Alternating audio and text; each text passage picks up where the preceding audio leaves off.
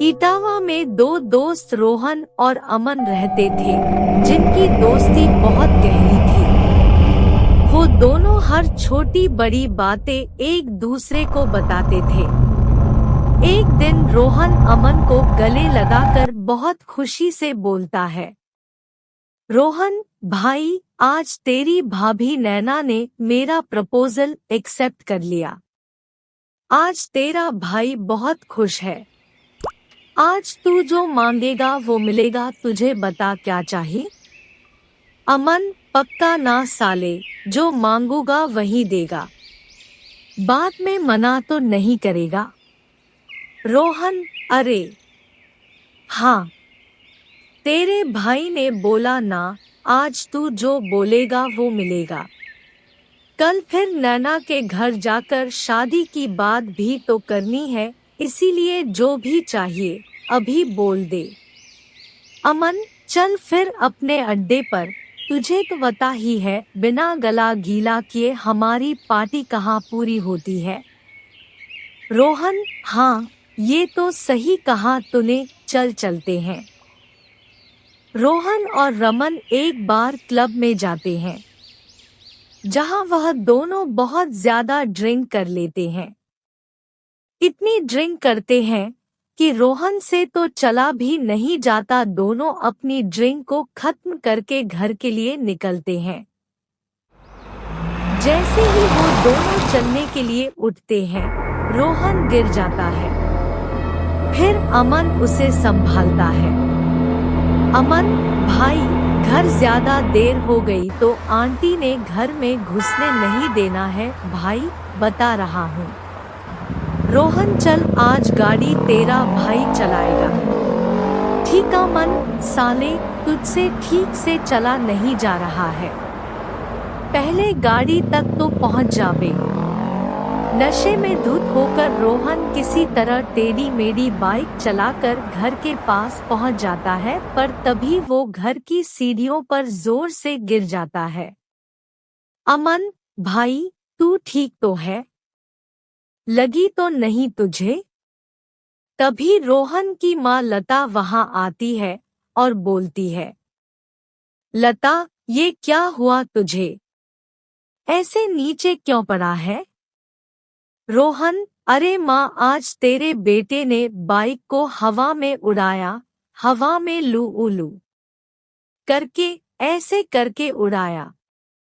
लता, आज फिर पीकर आया है?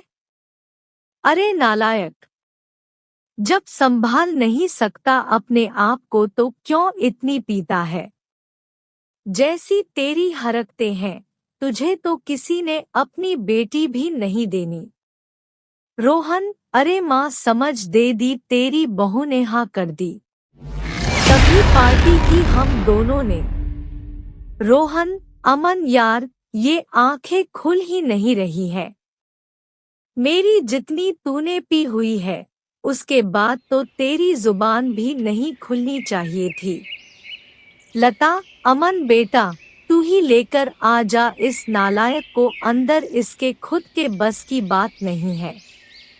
अमन रोहन को अंदर ले जाकर कमरे में सुला देता है और खुद भी उसी के साथ सो जाता है।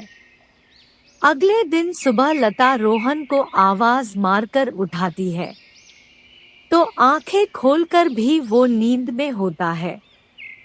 रोहन, माँ अभी तो अंधेरा हो रहा है, सुबह तो होने दो। लता, नालायक, अभी भी नशे में है। सूरज सर पर आ गया है, आंखें खोलकर देख और कब होगी तेरी सुबह। एक आवाज में उड़कर नीचे आ जा वरना तेरी टांगे तोड़ देनी है मैंने आज। रोहन, यार अमन तू कहाँ है? ये मेरे कमरे में इतना अंधेरा क्यों रखा है? लाइट जला जरा।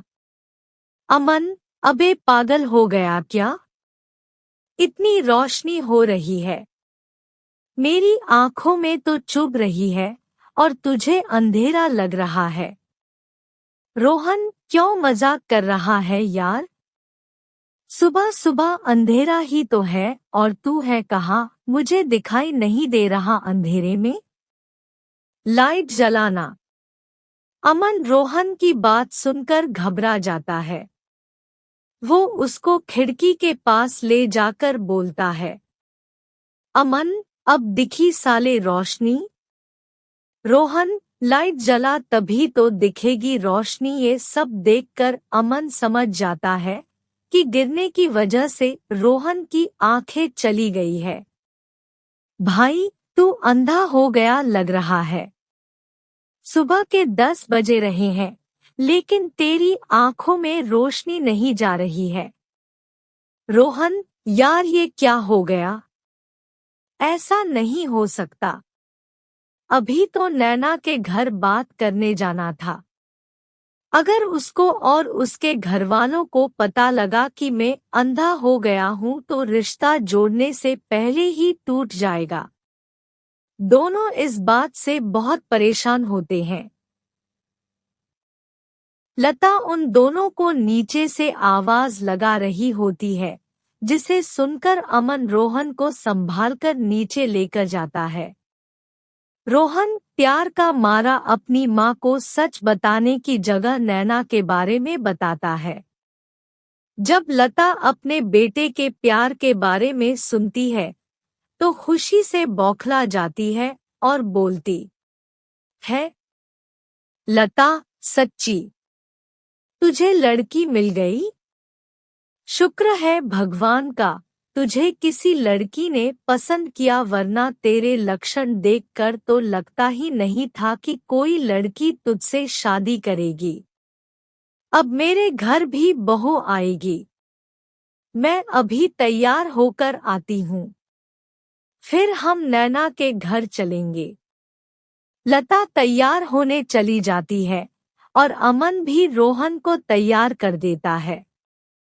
तीनों नैना के घर जाते हैं, जहां पर नैना की माँ कमला उनका स्वागत करती है और सबको बैठने के लिए बोलती है। ना दिखने के कारण रोहन नैना की गोद में जाकर बैठ जाता है। ये देखकर कमला बोलती है, कमला बेटा, वहां शादी के बाद बैठना, अभी फिलहाल सोफे पर बैठो। रोहन, माफ करना आंटी जी। दोनों परिवार मिलकर रिश्ते की बात करते हैं।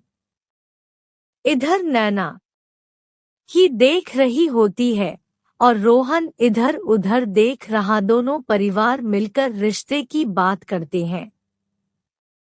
इस बीच नैना रोहन को ही देख रही होती है और रोहन इधर उधर देख रहा होता है। तभी नैना रोहन को कोहनी मारकर बोलती है, नैना, तुम्हारे बगल में बैठी हूँ मैं, इधर उधर क्या देख रहे हो? ये सुनकर रोहन अपने मन में कहता है। रोहन मन में, इधर उधर तो तब देखूंगा ना जब कुछ दिखेगा। हे भगवान, इतने समय बाद मुझे मेरा प्यार मिला, वो भी पूरी तरह मिलने से पहले ही आपने मुझे अंधा कर दिया। नैना, बोलोगे भी आप कुछ या नहीं? रोहन बेबी, पूरी जिंदगी अब तुम्हें ही तो देखना है। दोनों के घरवाले एक हफ्ते बाद की शादी की डेट फिक्स कर देते हैं, लेकिन रोहन अपने अंधेपन के लिए बड़ा परेशान था। वो अमन के साथ जाकर अलग अलग डॉक्टरों से बात करता है, लेकिन कोई भी उसकी आंखों की रोशनी वापस नहीं ला पाता। धीरे धीरे शादी के दिन भी पास आने लगते हैं और शादी की तैयारियों में रोहन कोई मदद नहीं कर पाता, क्योंकि वो कुछ देख ही नहीं सकता था। वो अकेले कभी कहीं तो कभी कहीं टकराकर गिर जाता था। यह सब देखकर लता रोहन से बोलती है, लता, ये आंखें क्या किराए पर देकर आया है जो इनसे दिख नहीं रहा है तुझे? ऐसा बोलते ही रोहन रोते हुए अपनी माँ को सारा सच बता देता है। लता, नालायक, तुझे कितनी बार कहा है इतनी मत पिया कर, लेकिन नहीं, तुझे कहाँ कुछ समझ में आता है। तुझे तो पीना जरूरी होता है। देख ले अब अपने पीने का नतीजा। जो उस दिन तूने इतनी नहीं पी होती तो आज अंधा नहीं होता। रोहन, माँ अब हो गई ना गलती, माफ कर दो। लता, माफ कर दूं? अरे नालायक, मेरे से तो झूठ बोला चल जाएगा, कम से कम जिसके साथ जिंदगी बितानी है उसे तो सच बता देता। ऐसे धोखा देने से रिश्ते नहीं जुड़ते। अमन, हाँ भाई, आंटी सही कह रही है। नैना को सब कुछ सच सच बता दे। लता और अमन की बात मानकर अगले दिन वो उसके घर जाता है। वहाँ सभी मेहंदी की तैयारी में लगे होते हैं। दूल्हे को अचानक अपने घर देखकर कमला और नैना उसके पास आकर बोलते हैं, अरे रोहन, तुम यहाँ कुछ काम था? तुम क्या देख रहे हो? मैं तुमसे बात कर रही हूँ, मेरी तरफ देखकर बात करो। रोहन, मैं जहाँ भी देख रहा हूँ तुम उसी तरफ आ जाओ, क्योंकि मेरी आँखों की रोशनी जा चुकी है, मैं देख नहीं सकता। नैना, क्या ये क्या मजाक कर रहे तुम? अमन सबको सारा सच बताता है, जिसके बाद रोहन बोलता है, मैं अपने रिश्ते की शुरुआत झूठ की बुनियाद पर नहीं करना चाहता था। मानता हूँ तुमसे प्यार करता हूँ, पर शायद ये सच बताने के बाद तुम्हें हमेशा के लिए खो दूंगा, लेकिन झूठ बोलकर तुम्हें पा भी लेता तो कभी तुमसे नजरें नहीं मिल पाता। तभी अमन रोहन के कान में मजाक में बोलता है, अमन, अबे साले, नजरें तो तू सच बोलने के बाद भी नहीं मिला पाएगा। रोहन, साले, तू चुप कर, फ्लो मत बिगाड़, चल भाग यहाँ से। रोहन, अब जो भी तुम्हारा फैसला होगा मुझे मंजूर है। रोहन के इतना बोलने पर अमन और लता वापस जाने के लिए मुड़ते हैं और रोहन वहाँ खड़ा खड़ा अमन से बोलता है, रोहन, अबे साले, अब पकड़कर ले चल, सारे डायलॉग की ऐसी की तैसी कर दी। अबे कहाँ गया? अकेला चला गया, निकम्मे। अमन। रोहन खुद धीरे धीरे चलने लगता है, तभी किसी चीज से उसका पैर टकरा जाता है और वह गिरने वाला होता है, लेकिन नैना उसे संभाल लेती है। रोहन उसे अमन समझकर बोलता है, रोहन, साले, कहाँ चला गया था तू? हाँ, मुझे छोड़कर कहाँ चला गया था? अभी गिर जाता मैं। नैना, मेरे होते हुए तुम कभी नहीं गिरोगे। रोहन, जिंदगी के इस मोड़ पर मैं तुम्हें अकेला नहीं छोड़ूंगी। रोहन मन में, वाह यार, स्पीच आखिर काम कर ही गई। लव यू भाई। अमन, यह तूने ही लिख कर दी थी। रोहन, एक बार फिर सोच लो। नैना, क्या तुम्हें अंधा परी जिंदगी भर के लिए स्वीकार होगा? नैना, हाँ, मुझे स्वीकार है, आज से मैं तुम्हारी आंखें बनूंगी। नैना रोहन को अपना लेती है। दोनों की शादी हो जाती है। शादी के बाद नैना कमरे में रोहन का इंतजार कर रही होती है। वह गिरता पड़ता कमरे में आकर बोलता है, रोहन, काश अमन साथ होता, लेकिन आज तो सुहागरात है। आज के दिन तो अकेला ही जाना पड़ेगा। नैना संभालकर रोहन को बेड के पास लाती है। रोहन नैना की गर्दन दोनों हाथों से पकड़कर बोलता है, रोहन, अरे यह तुम्हारी कमर इतनी पतली और ऊपर कैसे हो गई? नैना, बेबी, वो मेरी गर्दन है, अपना हाथ मेरे हाथ में दो। नैना रोहन के हाथों को अपनी कमर पर रखकर बोलती है, नैना, अरे मेरे अंधे पति, यह है मेरी कमर, वैसे मानना पड़ेगा। आंखें नहीं है, लेकिन रोमांस कूट कूट कर भरा है आप में। रोहन, रोमांस के लिए आंखों की क्या जरूरत? नैना, अच्छा, तो किसकी जरूरत होती है? रोहन, रुको, अभी बताता हूँ। रोहन नैना को गोद में उठाता है और अंदाजे से बेड पर लिटा देता है। उसके बाद वो दोनों अपनी शादी की पहली रात को एंजॉय करते हैं।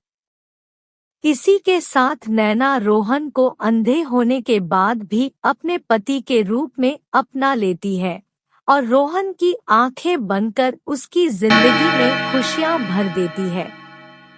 कहानी अच्छी लगी हो तो चैनल को सब्सक्राइब